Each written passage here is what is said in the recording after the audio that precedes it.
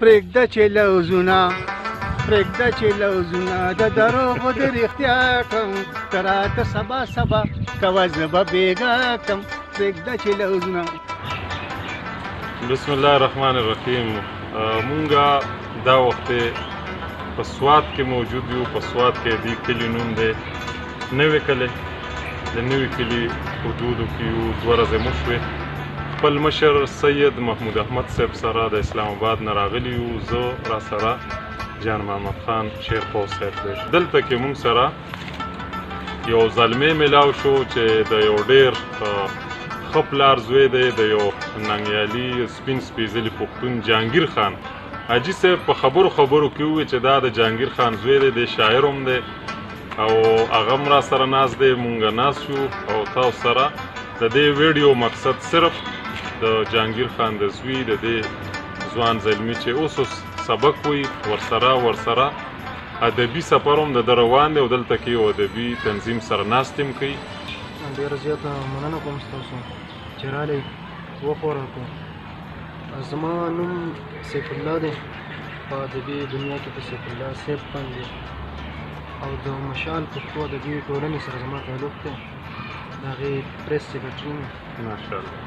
دغه زموږ پېژندګلوي د ازادۍ تاریخ دې څنګه ومانځم. د ازادۍ تاریخ دې څنګه ومانځم. زه د بابڼې کربلا ته جاړم. زه په کشمیر جړا ته نه یم اوسه. ټولې بربادي پښتونخوا ته. بله عقیده ده نیازي چې مونږ له به خپلو خپې وهلې نه وي. مونږ که د دې خلکو په لوري نه تللی د دې وطن نظام به نه و پاس کړ که زمونږ خلک په څلوري نه. بله عقیده ده چې پښتون له مرګه ګوری نه ویرېږي. وطن مې اوس هم د غازیانو ډک دی. زمونږ تاریخ په وینو سور ولیکئ. زمونږ تاریخ ته شهیدان ډېر ښکلی سیف الله. زه ورځم حاجي صاحب طرف ته. حاجي صاحب نه مخکې تاسو ته خپله یو کیسه چې څه زمونږ خپله ناپوهي ده. څه ښکاریان مو ډېر دي په غړېدلو سترګو تل د فریب جال ته رسو. ضرور وجل اډو څه ګران نه وي څه بل څه وایه مونږ پښتانه خو په هر څه کې سم کمال ته رسو. نو حاجي صاحب هغه د سوات باره کې چې تلو نو هم تاسو یو کیسه ویلې او په لار کې څو شیونه هغه ووایه نور که درته څه یاد دي. سواته ستا هره یوه ذره د ستورو سیاله ده. سواته ستا لمن ډکه د علم د کماله ده او سواته ستا په خاوره کې زموږ د تاریخ څلي دي. سواته ورخو دلته په ادم پسې ژړلي دي.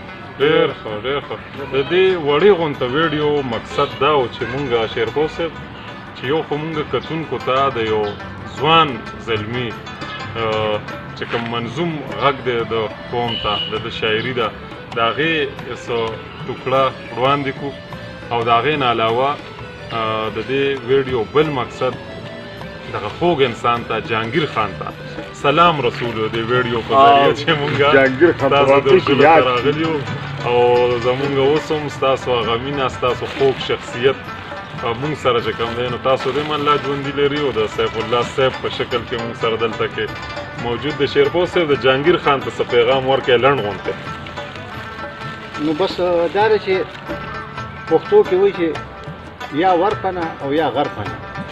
نو په دې وخت کې جهانګیر صاحب په دا ټیک ده چې ډېر لرې دنیا کې ناست په هغه چې موږ سره په اسلام آباد کې په ټوکو ټکالو کې هغه یو 2-3 غنټې اړولې او موږ د مریو خواته کمپنۍ باغ هلته فیبوتو نو هغه ګپ شپ چې هغه ګپ شپ چې یادوم نو زه یم چې جهانګیر خان راسره ناست دی په خوا کې. بېشکه الله دې د جهانګیر خان په هغه مسافرۍ کې برکت واچي د هغه په ژوند کې خدای برکت واچي او هغه مسافري کوي هغه په ځان سخته تېروي نو دلته کې د هغه په کلي کې د هغه بچي د هغه کورنۍ په سهولت ته یو ځل بیا جهانګیر خان ته او ټولو قدرمنو کتونکو ته سلامونه او الله په امان.